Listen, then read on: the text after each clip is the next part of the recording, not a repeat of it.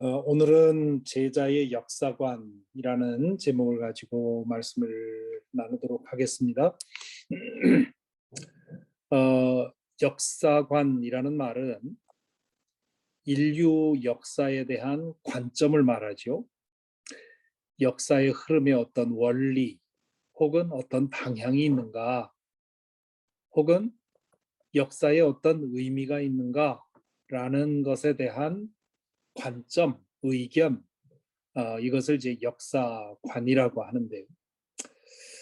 이것도 역시 우리가 그동안에 쭉 보아온 것처럼 창조자를 인정하느냐 아니냐에 의해서 갈립니다. 이 의견이. 그래서 그 무신론적인 역사관, 창조자를 인정하지 않는 사람들이 가지고 있는 그런 역사관의 예를 몇 개 든다면 유물사관이라는 게 있죠. 이 유물사관이라고 하는 것은 그 역사의 현장에서 일어나는 그런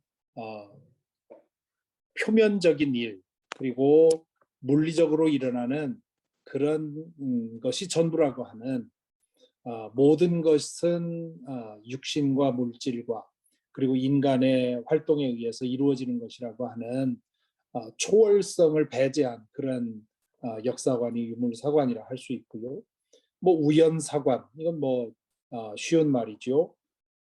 인류의 역사가 우연히 시작이 되고 또 우연히 어떤 디렉션과 원리 같은 것이 있는 것이 아니라 그냥 그 이런저런 사고와 사건과 이런 것을 통해서 만들어져 가는 것이라고 생각을 하는 거죠. 그런가 하면 이 사관, 이 사관이라고 하는 것은 주로 불교적인 그런 사관이죠. 혹은 동양적인 사관이라고도 합니다. 그래서 역사라고 하는 것은 돌고 도는 거다.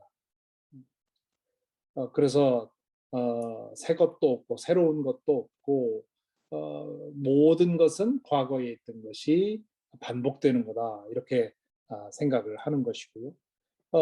이 숙명사관이라고 하는 것은 많은 사람들이 실제로 가지고 있는 그런 관점입니다.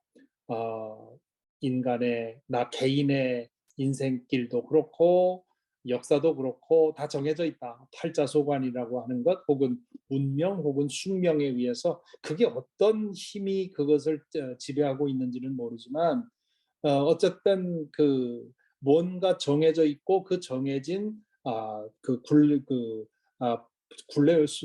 굴레바퀴를 벗어날 수 있는 그런 존재는 없다. 그래서 모든 것은 이미 정해진 그런 궤도를 따라 움직인다 하는 그런 이런 여러 가지의 그 역사에 대한 인식이 있죠.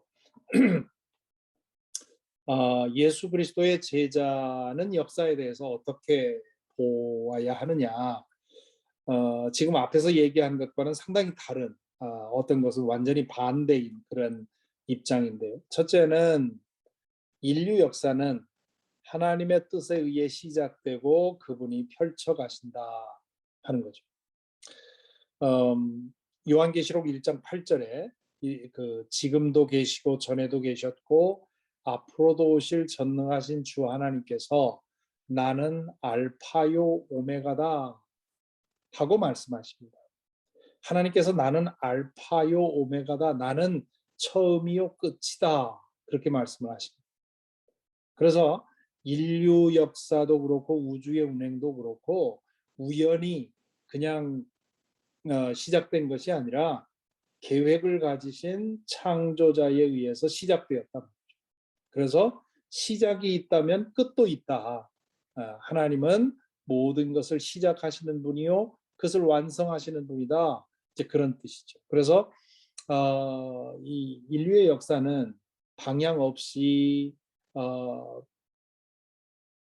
우연과 사고를 통해서 가다가 결국 파국에 이르는 것이 아니라 하나님에 의해서 진행이 되고 결국 완성될 거다.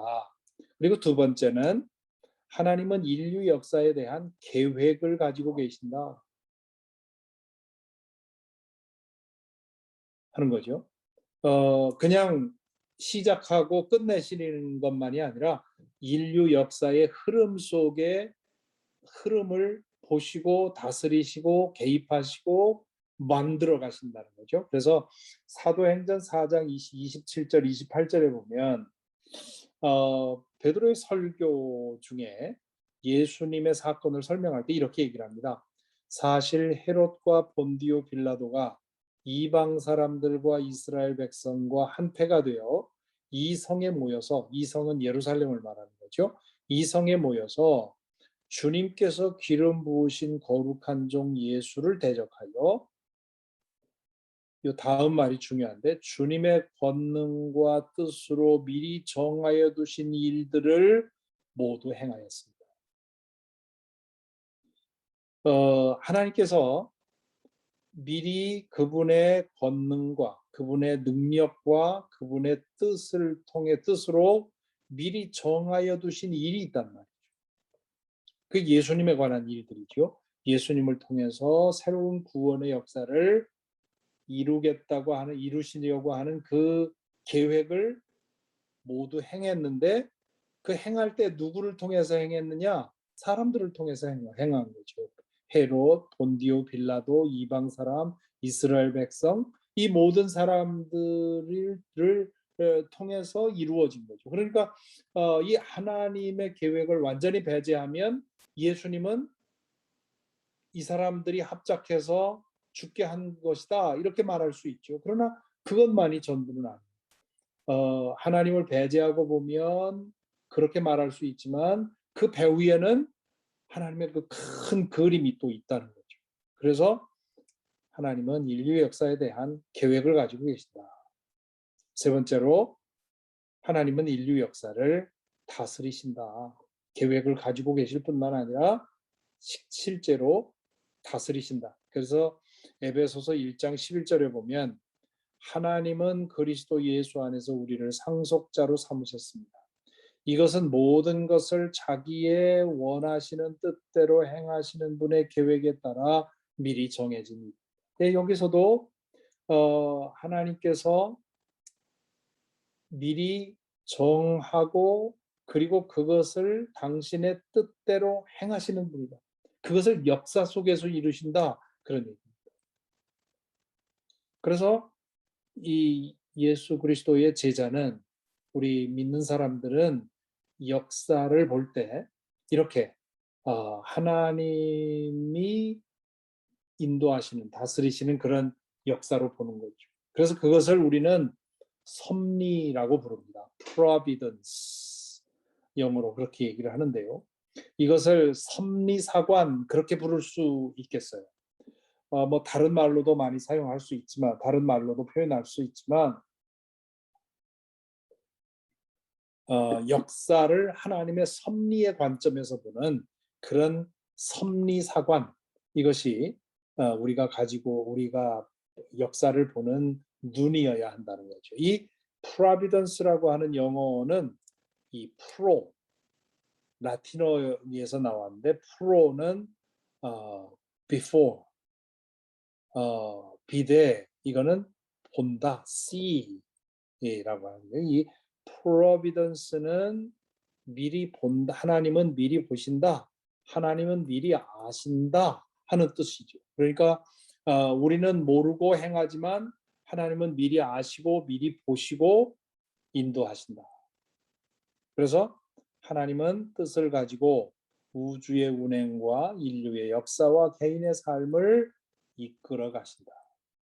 우리는 지금 당장 일어나고 있는 일밖에는 못 보지만 하나님은 앞에까지 다 보신다는 거죠. 그래서 하나님이 세우신 그 큰 그림, 이것이 이제 하나님의 계획이라고 할 수 있는데, 그 안에서 인간은 선택하고 결정하며 살아갑니다. 그래서 이것을 좀 어려운 말로 하나님의 주권 그리고 인간의 자유의지, 이 두 가지가 이 안에서 모두 보호가 되는 거죠. 하나님의 주권만 강조가 되면 인간은 로봇이 되어 아무런 판단과 선택을 하지 못하고 그저 내 안에 주입된 그런 그 신호에 따라서 움직이는 그런 존재가 되어버리죠. 하나님은 그런 존재를 원치 않으셨습니다.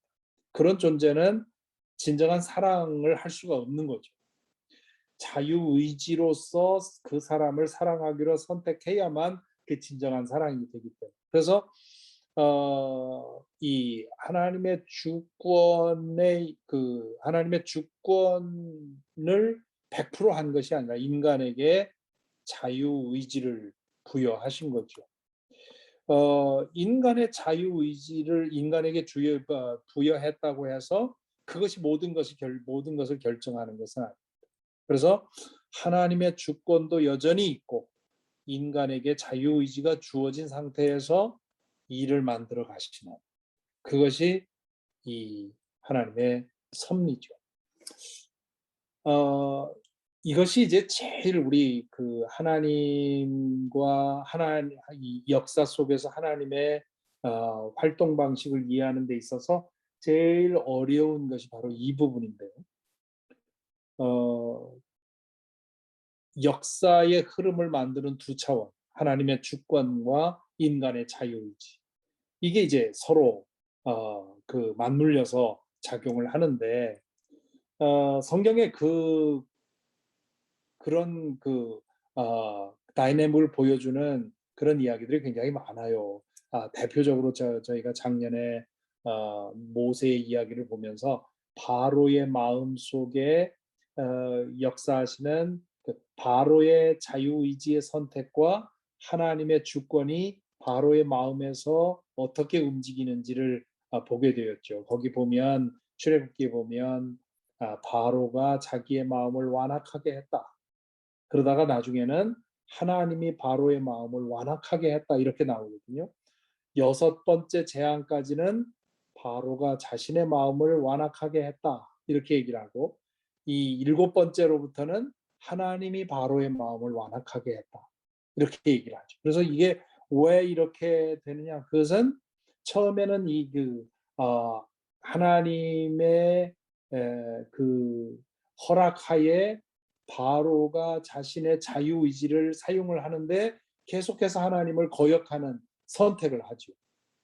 하나님은 계속해서 모세를 통해서 다른 사람들을 통해서 그렇게 선택하지 않도록 바로를 계속 설득을 합니다. 그러나 끝내 바로가 완전히 하나님에게서 등을 돌리는 그때부터는 하나님이 이제는 그의 마음을 완악하게 하는 그런 그 다이내믹을 보여주는데 창세기 45장에 나오는 요셉의 이야기에서도 이 얘기가 나옵니다.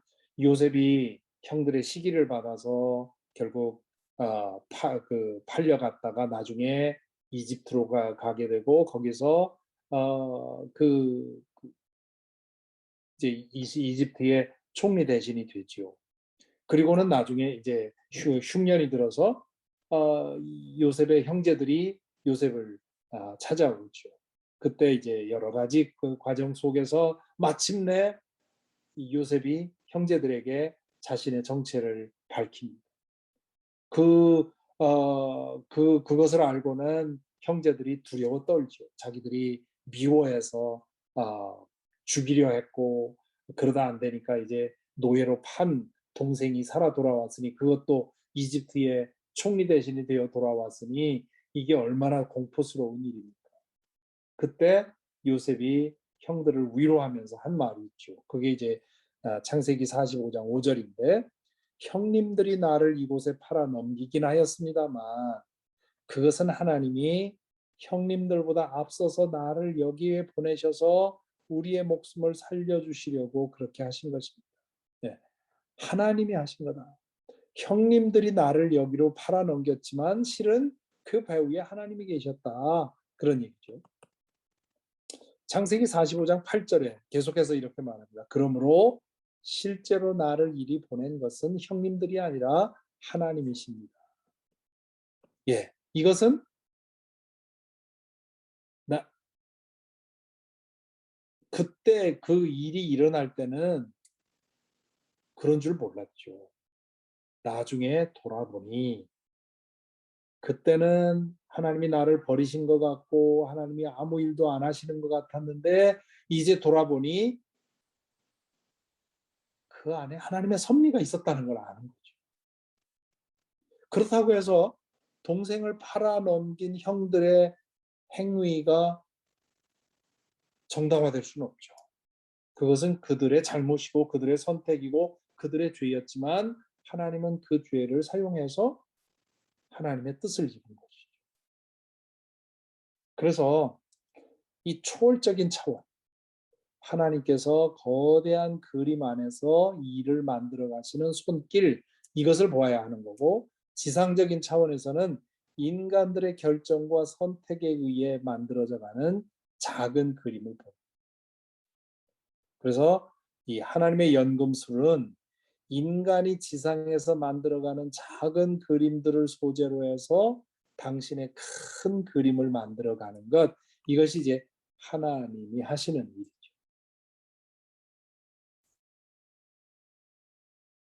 그래서 역사는 하나님의 이야기이다, 그렇게 얘기를 합니다. 역사의 주체를 누구로 보느냐에 따라서 관점이 달라지죠. 또 그래서 영웅사관이라는 말이 사용을 합니다. 역사는 영웅들이 만들어간다. 그래서 그 영웅을 중심으로 해서 그 역사가 어떻게 진행되는지를 서술하는 것이 영웅사관이죠. 과거에는 대부분 영웅사관이었어요. 근데 이제 그에 반대해서 민중사관이라는 것이 있습니다. 이 민중사관은 역사의 주인은 영웅들이 만들어가는 것 같지만 사실은 민초들이, 그 이름 없는 백성들이 만들어가는 거다, 그렇게 얘기를 하는 거죠. 이게 어떤 게 맞느냐? 사실은 둘 다 맞는 거죠. 그래서 성경을 읽어보면 이 이야기들이 영웅들의 이야기하면서 동시에 민중의 이야기. 요즘 우리가 읽고 있는 사무엘상, 사무엘하, 이 이야기들은 겉으로 보면 영웅들의 이야기죠. 다윗의 이야기고 사울의 이야기인데 또 거기에 보면 이름 없는 사람들의 그 공헌과 그 이야기들이 또 나오고 있죠. 그래서 그 두 개의 이야기가, 그 두 중심 인물들이 계속 언급이 되는데 사실은 그보다 더 중요한 역사의 주체가 성경에 있습니다. 그 역사의 주인은 하나님이시죠. 그래서 역사는 하나님께서 인간들과 함께 만들어가는 거대한 드라마다. 그래서 히스토리를 His story, 하나님의 이야기라는 뜻으로 히스토리라는 말을 그렇게 설명을 하죠. 물론 히스토리라는 그 단어가 여기서 나온 것은 아닙니다. 그것은 아닌데 그렇게 표현하는 거죠. 그래서 역사는 하나님의 이야기다. 사람들의 이야기인 것 같지만 결국 그 사람들의 이야기를 하나님께서 인도해 가십니다. 그래서 이렇게 보면 이 인류 역사를 결정한 중요한 사건들, 하나님을 배제하고 인류 역사를 결정한 중요한 사건들이 뭐냐라고 물어보면 아마 서양사에서는 뭐 알렉산더 대왕 얘기를 할 테고 아우구스투스 황제 얘기를 할 테고 나폴레옹을 얘기를 할 테고 뭐 이런 이 하나님을 배제한 인류 역사의 중요한 사건들을 얘기를 하겠죠. 그렇지만 이 역사가 결국은 하나님의 역사라고 볼 때는 인류 역사를 만들어 온 중요한 사건은 하나님의 창조와 인간의 타락, 그리고 제사장의 나라로서 이스라엘을 선택하시고, 그리고 예수 그리스도가 오시고, 예수 그리스도를 통해서 믿음 안에서 회복이 시작이 되고, 이게 이제 여기까지 지금 우리가 사는 게 여기까지고, 그리고 그 회복이 완전해지는 새하늘과 새 땅의 역사가 앞으로 있을 것이고, 그리고 그것이 영원한 통치를 이룰 거다. 그래서 이 예수 그리스도의 오심이라고 하는 것이 역사의 중심이다. 그래서 오스카 쿨만이라는 독일 학자는 예수님을 Die Mitte der Zeit, 시간의 중심이다. 예수님은 인류 역사의 중심에 오셔서 BC와 AD로 역사를 역사의 분기점이 되신 분이 예수님이다. 그렇게 보는 거죠. 그러니까 하나님이 역사의 주인이라고 보는 사람들에게 있어서 가장 중요한 사건은 예수 그리스도의 사건이죠. 반면에 하나님을 배제하고 인류 역사를 보면 예수 그리스도는 별 의미 없는 존재이고 이 인류 역사에 가장 큰 영향을 미친 사건 몇 가지 얘기를 하겠죠. 앞으로 그 중에 한 사건이 이제 코비드 19 사건이기도 합니다. 그래서 이 예수의 제자는 믿음 안에서 회복을 경험하고 그 회복의 완성을 위해서 살아가는 존재가 예수의 제자라, 그렇게 말할 수 있습니다. 자, 그래서 우리는 섭리적 결정론이라는 것을 믿고 살아갑니다. 좀 어려운 말처럼 들립니다만은 뭐냐면 하나님의 섭리 가운데 인류 역사는 정해져 있다. 그래서 하나님의 주권에 의해서 역사의 방향과 중요한 사건들이 결정되어 있습니다. 그 하나님의 앞에서 이걸 큰 그림이라고 했죠. Big picture. 그 안에서 그 하나님의 그 빅 픽처 안에서 우리 각자가 어떤 역할을 할 것이고 어떤 운명을 만나게 되는지는 결정되어 있지 않고 결정해 가는 것들입니다. 그래서 인간의 자유의지가 아직 주어져 살아 있는 것이죠. 자, 이것을 어떻게 비유할 수 있느냐면요. 작가가 소설가가 혹은 드라마 작가가 이야기를 만들어가는 걸 한번 상상해 보십시오. 그러면 이 작가는 먼저 이야기의 틀을 만들겠죠. 그리고 등장인물들을 설정을 할 거고, 그리고 그 등장인물들 각각이 어떤 인생을 살 건지를 정하면서, 그러면서 이야기를 전개해 가고 결국은 결말은 어떤 결말에 이를 거라고 하는 걸 정해놓지요. 이제 이야기의 골격을 정해놓고는 그 이야기를 이제 작가가 써가는 거예요. 그 큰 그림은 써 있는데 그 각각의 그 등장인물들이 어떤 말을 하고 어떤 선택을 하고 어떤 행동을 할지는 써가면서 작가가 그거를 어느 정도 이제 그 변화시킬 수가 있습니다. 그래서 영국 작가 도로티 세이어스라고 하는 사람이 창조자의 정신이라고 하는 책에서 그런 얘기를 한 거예요. 하나님께서 이 역사를 만들어 가시는 방법이 마치 작가가 이 작품을 쓰는 것과 유사하게 비슷하게 생각하면 좋겠다.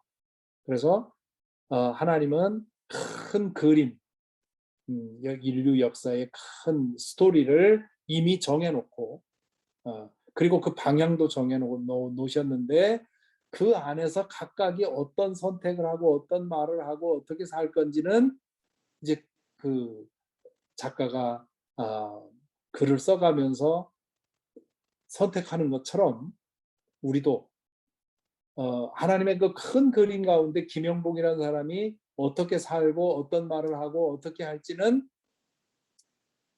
하나님과의 관계 속에서 제가 선택해 가는 거죠. 그렇지만 저의 큰 운명도 하나님의 큰 그림 안에는 이미 어느 정도는 정해져 있는 거죠. 우리는 지금 1차원의 시간의 한계 속에 있지 않습니까? 그렇기 때문에 인간에게 미래의 일이 보이지 않아요. 하지만 하나님은 1차원 시간을 넘어서서 계신 분이기 때문에 과거도 현재도 미래도 다 하나님에게는 보입니다. 이미 일어났는지도 몰라요. 새하늘과 예수님이 다시 오시고 새하늘과 새 땅이 이루어지는 그 모든 것이 다 일어났는데 우리는 아직 그것을 보지 못하는 것일 수 있어요. 지금 굉장히 어, 제가 생각하고 있는 것을 제가 충분히 표현을 못하고 있는데, 비유하자면 이런 겁니다. 그 넷플릭스 같은 데 가보면 예를 들면 16회 드라마가 이미 완결이 돼서 나온 거. 예를 들면 2020년에 나온 드라마를 넷플릭스 같은 데서 보면 1편부터 16편까지 다 나와 있죠. 이미 그 이야기는 완결이 된 겁니다. 그런데 제가 그것을 1편부터 본다고 하면 저는 그 결말이 어떻게 되는지 몰라요. 저는 지금 3편을 보고 있기 때문에. 그래서 이 이야기가 어떻게 진행이 될까? 이 주인공이 어떻게 될까? 궁금증을 가지고 4편을 보고 싶고 그다음에 이제 5편을 보고 이렇게 되는 거죠. 그런데 이미 이야기는 거기 다 끝나 있어요. 지금 그 실시간으로 지금 방영되고 있는 드라마를 보는 사람은 모르죠. 어떻게 되는지. 그런데 이미 완결된 드라마는 결론이 나와 있어요. 이미 일어났어요. 그런데 나는 그걸 나중에 보는 거예요. 그래서 하나님의 영혼의 차원에서는 이미 예수님이 오시고 새하늘과 새 땅이 이루어지고 우리 모두가 부활에 참여했는지도 몰라요. 그러나 나는 아직 거기에 이르지 못했기 때문에 나는 1차원의 시간의 한계 속에 있기 때문에 그걸 보지 못하는 것 뿐이죠. 하나님은 그걸 보시는 거죠. 그래서 하나님이 보실 때는 하나님께서 눈을 열어주시면 예언자들이 그 사람의 미래를 보는 거죠. 그 미래를 아는 게 아니라 보는 거예요. 왜냐하면 그 미래는 있기 때문에 우리가 지금 미래를 보지 못하기 때문에 그렇지 그 1차원의 시간의 흐름 속에 넘어가면 그걸 볼 수 있는. 그래서 이런 점에서 보면 예정론은 진리의 일면을 보았다고 할 수 있습니다. 하지만 우리의 노력이 아무 소용이 없을 정도의 결정론은 아니에요. 다 팔자소관이지 뭐, 다 운명이지 뭐. 이 말에는 어느 정도 진리는 있어요. 우리의 인생길이 어느 정도는 정해져 있고 인류의 역사가 어느 정도는 방향이 정해져 있고 흐름이 정해져 있단 말이죠.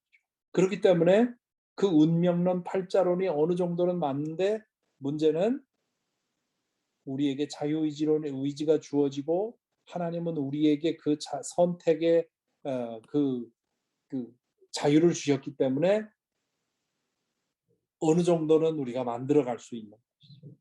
그래서 이 섭리적인 결정론을 납득하면 든든한 평안을 얻을 수 있습니다. 왜냐하면 내 인생에 중요한 것들은 하나님 안에서 이미 정해져 있습니다.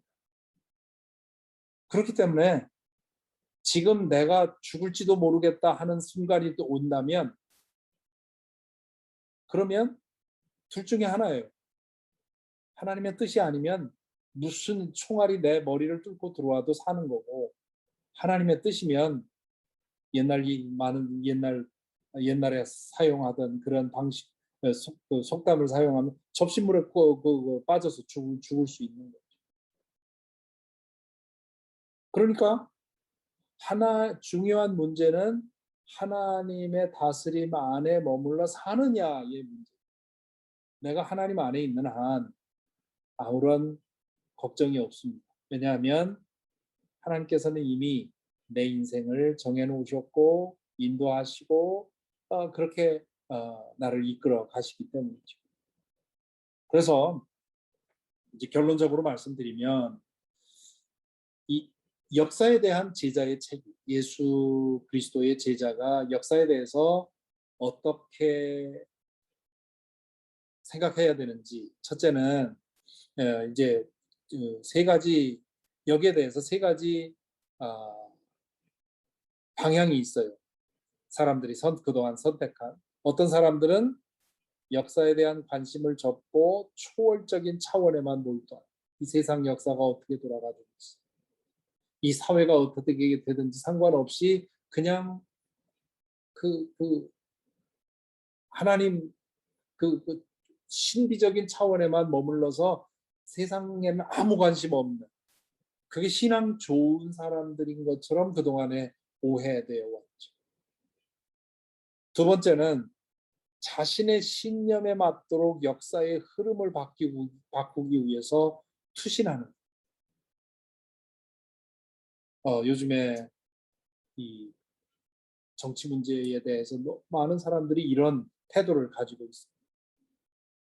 완전히 폴러라이즈 돼가지고 내가 추구하고 내가 동의하지 못하는 것은 인정하지 못합니다. 그래서 정치적인 문제로 원수가 되고 뭐 이렇게 되지 않습니다.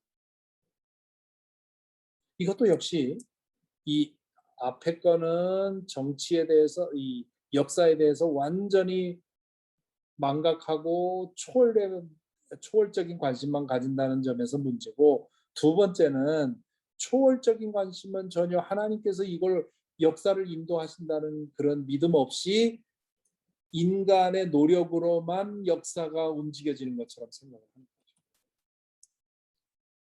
가장 바른 태도는 하나님의 섭리를 분별하면서 역사에 참여하는, 내가 할 수 있는 일이 무엇인가를 찾고 그것을 행하고 그리고 하나님의 뜻이 이루어지는 것을 지켜보는 것이죠. 그래서 제자는 이 세 번째 방식으로 역사에 참여합니다. 그러므로 제자는 첫째, 하나님의 눈으로 역사를 보면서 역사를 위해 기도합니다.